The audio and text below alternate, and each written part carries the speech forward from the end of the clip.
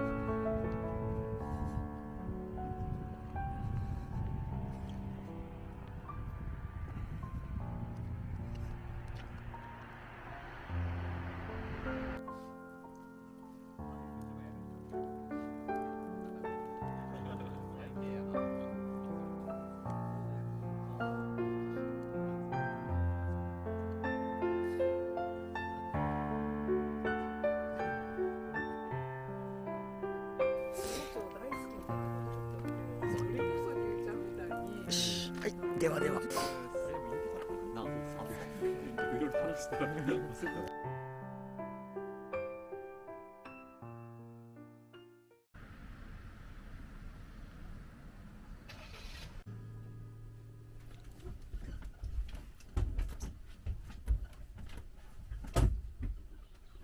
日本ってどこなん？どこだろうな。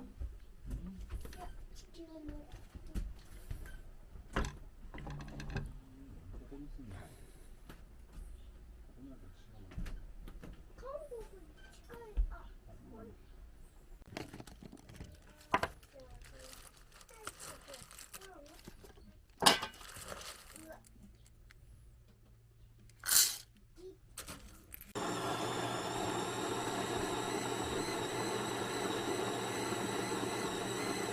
もうわけわかんないのありますよ。なるほど。ガソリンどうやって作るのって絶対わかんないじゃんみたいな。じゃあそちらへじゃあどうぞ。はい、出ます。おはようございます。おはようございます。おはよう。おはよう。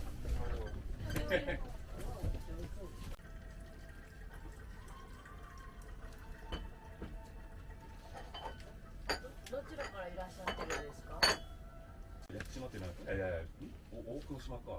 あ、おすすめですね。うさぎの島。うさぎ島です。かわいい。あ、じゃあおしますよ。ありがとうございます。ありがとうございます。すみません、かわいい。大久野島。わ、めちゃくちゃうさぎだけど。すげえ。